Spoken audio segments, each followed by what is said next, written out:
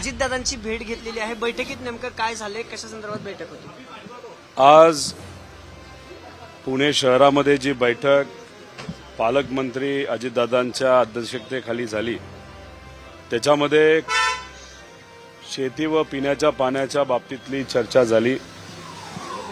कुकडी प्रकल्पाच्या माध्यमातून माझ्या मतदारसंघामध्ये नगर जिल्ह्यामध्ये तसंच करमाळ्यामध्ये जे पाणी येतं ते कुकडी आवर्तन हे 1 मार्चला सुरू व्हावं अशी विनंती केली की त्यांनी मान्यता दिली। आम्ही त्यांना सांगत होतो आवर्तन हे 40 ते 42 दिवसाचं व्हावं, पण किती दिवसाचं होईल याच्यावर तरी अजून काय फायनल झालेलं नाही। ते 36 म्हणत आहेत अधिकारी, पण आम्ही विनंती केली कुठल्याही परिस्थितीमध्ये 40च्या खाली ते आवर्तन नको। आणि त्याच्यानंतर सुद्धा जून महिन्याच्या आसपास अजून एक आवर्तन आपल्याला करावं लागेल, मे एंड आणि जूनला, असेही त्यांना विनंती केलेली। पण 1 मार्चला कुकडीचं आवर्तन हे सुटत आहे। घोड प्रकल्प हा 1 मार्चला त्यातून पाणी सुटणार आहे। त्याच्यानंतर आमदार ठरवतील असं त्याच्या पुढचं आवर्तन हे दिलं जाणार आहे। तसंच सिन्याचं जे धरण आहे माझ्या मतदारसंघामध्ये कुकडी प्रकल्पातून तिथं पाणी दिलं जातं। मी हा मुद्दा मांडला, या बाबतीतली चर्चा झाली।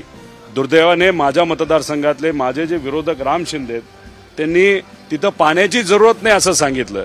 म्हणजे खरं तर आश्चर्यच आहे, एखाद्या लोकप्रतिनिधींनी पाणी आपल्या मतदारसंघात यावं यासाठी प्रयत्न करावे, पण त्यांनी सांगितलं तिथं पाणी त्यामुळे कुकडीतून पाणी देऊ नका असं त्यांनी तिथं सांगितलं अप्रत्यक्षपणे। त्याचं दुर्दैव आहे, पण आम्ही सुद्धा या बाबतीत लढणार आहोत। कुकडीतून सिन्याच्या धरणात पाणी द्यावं, त्याच्यावर आमची 22 गावं आहेत आणि आष्टीला सुद्धा पाणी कधी आधी पाणी कमी पडलं तर दिलं जातं। भीमा नदीतून पाणी हे एप्रिल महिन्यामध्ये सोडण्यात यावं, त्याचं मुख्य कारण दौंड, तिथं सुप्रियाताईंनी सुद्धा हा मुद्दा मांडला। दौंड, इंदापूर तसंच कर्जत या भागातले अनेक शेतकरी याच्यावर अवलंबून आहेत, त्यामुळे एप्रिल महिन्यामध्ये पाणी सकारात्मक दृष्टिकोनातून सोडलं जाईल असं दादांनी तिथं सांगितलं। त्याचं स्वागतच आम्ही सर्वजण करतो। त्याच्याचबरोबर उजनी प्रकल्प आणि इतरही ह्याच्यातून शेतकऱ्याला जी काय पाणीपट्टी लावली जाते त्याच्यामध्ये 5 ते 6 पट वाढ केली गेली आहे। हा विषय जेव्हा आदरणीय अजितदादांसमोर मांडला तेव्हा दादांनी अधिकाऱ्यांना सांगून GR येत आहे, त्याच्या बाबतीत नक्कीच शेतकऱ्याला कुठेतरी सवलत ही दिली जाईल असं सांगितलं। त्याचंही स्वागत करतो। तो GR कधी येईल हे बघावं लागेल। आणि सुप्रियाताई जेव्हा आल्या होत्या दौंड, इंदापूर, बारामती आणि पुरंदर इथं जी पाण्याची कमतरता आहे ती लवकरात लवकर तिथं आवर्तन सोडून पाणी शेती आणि पिण्यासाठी हे देण्यात यावं असे ताईंनी विनंती केली। अशा पद्धतीची चर्चा आज दादांच्या उपस्थितीमध्ये या बैठकीमध्ये झालेली आहे। बैठकीला आले होते दादा, नेमकं कुठले मुद्दे घेऊन राजेश टोपेकर तर उपमुख्यमंत्र्यांनी भेटायला आले? आमची जी बैठक चालू होती त्या बैठकीमध्ये राजेश टोपे साहेब तर मला काही दिसले नाहीत, आले असतील तर मला माहीत नाही, पण त्यांचा कुठला विषय हे मला आता तरी सांगता येणार नाही। पण माझ्या अंदाजाने रायगडकडे ते निघाले असावेत, इथं आले असतील तर मला माहीत नाही। रायगडमध्ये आज नव्या चिन्हाचं अनावरण तुमच्या सगळ्यांच्या हस्ते होते, पवारसाहेब सुद्धा उपस्थित राहणार आहेत का? कसा हा सगळा कार्यक्रम असणार आहे, मतदारांपर्यंत कसं पोहोचणार? एक तर आदरणीय पवारसाहेब तिथं उपस्थित राहणार आहेत, आम्हाला सुद्धा तिथं जायचं होतं, पण ही इमर्जन्सी बैठक इथं लागल्यामुळे आणि पिण्याचा आणि शेतीच्या पाण्याचा प्रश्न हा माझ्या मतदारसंघामध्ये आणि नगर जिल्ह्यामध्ये प्रामुख्याने महत्त्वाचा असल्यामुळे इथं थोडंसं मला यावं लागलं। तिथं पोहोचता येईल का हे बघावं लागेल, पण हे चिन्ह घेऊन जाणं हे तसं सोपं आहे। व्हॉट्सअप, सोशल मीडियाचा वापर हा मोठ्या प्रमाणात केला जाईल। तसंच सामान्य लोकही महाराष्ट्रातली आतुर होते साहेबांना कुठलं चिन्ह मिळतंय, आणि साहेबांना जे तुतारी चिन्ह मिळालेलं आहे ते एक संघर्षाची भूमिका तिथं सांगणारं चिन्ह आहे, आणि ते चिन्ह मिळाल्यानंतर लोकांमध्ये आनंद आहे।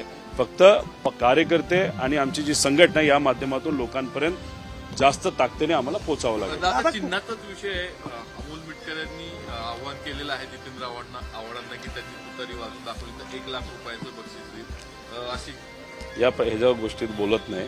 काही राज्याच्या हितासाठी, लोकांच्या हितासाठी एखाद्या विचारवंताली जर मुद्दा मांडला असेल आणि त्या डिबेट करायचा असेल तर मी डिबेट करायला तयार आहे। कुकडीच्या आवर्तनामध्ये जर आपण पाहिलं तर जुन्नरकरांचा विरोध होताना एकंदरीत पाहायला मिळतोय। जुन्नरमधील जनता असेल, आंबेगावमधील जनता असेल, ती या आवर्तनाला विरोध करताना एकीकडे दिसून येते। कसं आता एकंदरीत पाणी किती आहे, कसं आहे, या बाबतीतला अधिकाऱ्यांनी तिथं आराखडा हा मांडला। तिथं सर्व आमदार होते नेते होते. दादा पालकमंत्री आणि या जो प्रकल्प आहेत पुणे जिल्ह्यातले त्याचे ते अध्यक्ष आहेत. त्यांच्या मार्गदर्शनाखाली ठरलेलं आहे 1 मार्चला आवर्तन सोडायचं आणि ते सुद्धा आम्ही विनंती केलेली आहे 40 दिवसाचं असावं. आता 40 का 36 का 38 हा निर्णय दादा घेतील, पण तरी सुद्धा खालची लोक जी आहेत ते खऱ्या अर्थाने 40 दिवसाचं नाही तर 42 दिवसाचं आवर्तन मागत आहेत. दादा अमोल मिटकरी जे आहेत एका IPS अधिकाऱ्याला फोनवरून गुन्हा दाखल विषयी दमबाजी करतानाचं एक ऑडिओ क्लिप व्हायरल झाली आहे. अकोलेचे IPS अधिकारी बच्चन सिंग यांना ते विनाकारण वाद घालताना फोनवरून दिसत. एक तर ज्या व्यक्तीबद्दल तुम्ही प्रश्न विचारत आहात त्यांच्याबद्दल जेवढं कमी बोलाल तेवढं चांगलं आहे. पण एक सांगतो, या महाराष्ट्रामध्ये जे काही लाभार्थी आहेत नाहीतर ज्याला आपण मलिदा गँग म्हणतो, नाहीतर जे काही असे पदाधिकारी आहेत त्यांना असं वाटतं की सत्तेत ते आहेत म्हणजे ते हिरो झालेत, ते सगळे बॉस झालेत, अधिकाऱ्याला नीट बोललं जात नाही, अधिकाऱ्यांचं निलंबन केलं जातं, सामान्य लोकांचे मुद्दे, सामान्य लोक जेव्हा साहेबांच्या बाजूने बोलतात नोकरीवरनं काढलं जातं, त्यांचा आवाज दाबला जातो, धमकी दिली जाते.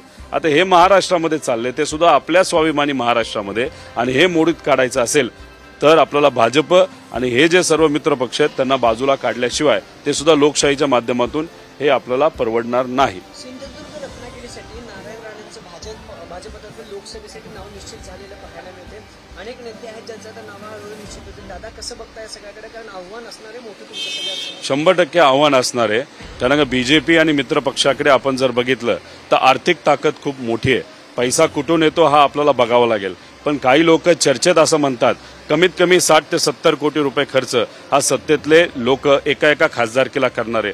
हा पैसा आला कुठून असा प्रश्न लोक सुद्धा तिथं विचारणार आहेत. पण शेवटी आमच्याकडे काय तो लोकांना विश्वासात घेतं आणि आमचे जे नेते आहेत साहेब उद्धव ठाकरे साहेब आणि काँग्रेसचे नेते यांच्याबरोबर कार्यकर्त्याला विश्वासात घेऊन लोकांना विश्वासात घेऊन ही लढा लढायचा. नारायण राणे निवडून येतील असं वाटतं, त्यांना सोपी आहे ही लढाई? हे बघा, नारायण राणे साहेब मोठे नेते आहेत. ते त्यांच्या मतदारसंघामध्ये त्यांनी काय काम केलंय तिथं गेल्याशिवाय आपल्याला कळणार नाही. पण मध्ये भाजपने मुद्दामून त्यांच्या माध्यमातून मराठा समाजाचे असतील नाहीतर इतरही काही महत्त्वपूर्ण मुद्द्यांवर जे काही वक्तव्य करून घेतलेले आहेत त्याचं नुकसान कदाचित त्यांना होऊ शकतं अशी चर्चा लोकांमध्ये आहे. नितेश राणेंनी पुन्हा एकदा वक्तव्य केलेलं आहे की आमची सत्ता असताना 100% त्यांचा पोलीस काय बिघडू शकत नाही. दुर्दैवाने या महाराष्ट्रामध्ये गरिबाचंच बिघडतंय, गरीबच अडचणीत आहेत, महिला अडचणीत आहेत, कोयता गँग मोठ्या प्रमाणात केली जाते, 1.5 दिवसाढवळ्या तिथं गोळ्या घातल्या जातात, आमदार गोळ्या घालतात. त्यामुळे नितेश राणेचं काही बिघडणार नाही. ते सेलिब्रिटी आहेत, ते मोठे नेते आहेत, एका मोठ्या नेत्याचा तो मुलगा आहे, ते आमदार आहेत. पण गरिबाचं कोण बोलणार? त्यांना कदाचित सागर बंगला वाचवेल, या नेत्यांना सागर बंगला वाचवेल. अरे पण सागर बंगल्याला हेही सांगा ना गरिबाला वाचवा, गरिबाच्या अडचणी सोडवा. पण सागर बंगला फक्त नेत्यांसाठी आहे का? गरिबासाठी नाही का? आज या महाराष्ट्राची परिस्थिती बिहार आणि उत्तर प्रदेशपेक्षा विचित्र झाली आहे. तर याच्याबद्दल लक्ष घालण्यापेक्षा नेते आणि जे स्फोटक वक्तव्य करणाऱ्या लोकांच्या बाजूला सागर बंगला हे दुर्दैव आहे. दादा, महाविकास आघाडीचा मेळावा जो आहे तो पुण्यात होते, सगळे बडे नेते आपल्या मेळाव्याला उपस्थित राहणार. काँग्रेस भवनमध्ये मेळावा पार पडतोय. पुणे लोकसभेची तयारी महाविकास आघाडीतून सुरू झाली असं समजायचं? हा एक मेळावा कार्यकर्त्याचा मेळावा आहे. त्यामुळे जेवढं जास्त मर्यादित आपल्याला ठेवता येईल आणि फक्त कार्यकर्त्याला बोलावता येईल याचा प्रयत्न ह्या तिन्ही पक्षांकडनं झालेला आहे. नक्कीच सभेला प्रतिसाद चांगला येईल, तिथं मोठे नेते येतील आणि आपापलं भाषण तिथं करतील आणि येणाऱ्या लोकसभेसाठी त्याची मदत नक्कीच होईल. सुनेत्रा पवारांच्या बारामती लोकसभेमध्ये दौरे वाढताना पाहायला मिळत आहेत. बारामती लोकसभेमध्ये सुनेत्रा पवार उभी राहण्याची ही चर्चा आहे. आदरणीय पवार साहेबांच्या पार्टीच्या बद्दल काही प्रमाणात आम्ही सांगू शकतो. सुप्रियाताई तिथं तुतारी या चिन्हावर लढणार आहेत.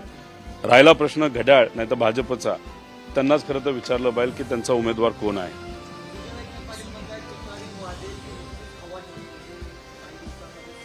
सुजय विखे पाटील साहेबांना असं विचारा, दिल्ली दौरे तुमचे का आता गेल्या नजीकच्या काळामध्ये वाढलेत? त्यांचंच तिकीट कापलं जाईल का काय अशी चर्चा सुरू झाल्यानंतर अमित शहाला 10 वेळा तुम्ही, अमित शहा साहेबांना 10 वेळा तुम्ही भेटता, त्याच्यावरनं हवा कोणाची निघाली हे एकदा लोकांना तुम्ही कुठेतरी सांगा. आणि हवा काढणारे लोक हे तुमच्याच पार्टीतले आहेत का हे सुद्धा लोकांना तुम्ही स्पष्ट करा. दादा, शेतकरी नेते सदाभाऊ खोत यांनी एक ठिकाणी बोलताना असं म्हटलेलं आहे की शरद पवार साहेब आपली काळातले शकुन काय होतं? हे बघा, कोणाबद्दल बोलला तुम्ही? खोत, सदाभाऊ खोत साहेब बोलताना काय बोलतात? शेतकऱ्यांच्या बाजूने लढत असताना आम्ही नाटक करत होतो, दुधात पाणी टाकायचो. आता शेतकऱ्यांसाठी लढत असताना तुम्ही मनापासून लढलं पाहिजे. तुम्ही जर खोट्या मनाने लढून एकदा सत्तेत गेल्यानंतर शेतकऱ्याला तुम्ही विसरत असाल आणि त्यांच्याबद्दल तुम्ही मला जर प्रतिक्रिया विचारत असाल तर मी तरी नक्कीच. तो हमारे साथ देखते रहिए फाइट अगेंस्ट क्रिमिनल चैनल और पढ़ते रहिए fight against criminal daily newspaper. आज की खबर में बस इतना ही. वीडियो को लाइक करें और चैनल को सब्सक्राइब कर ले जिससे आने वाली वीडियो की नोटिफिकेशन आपको मिलती रहे.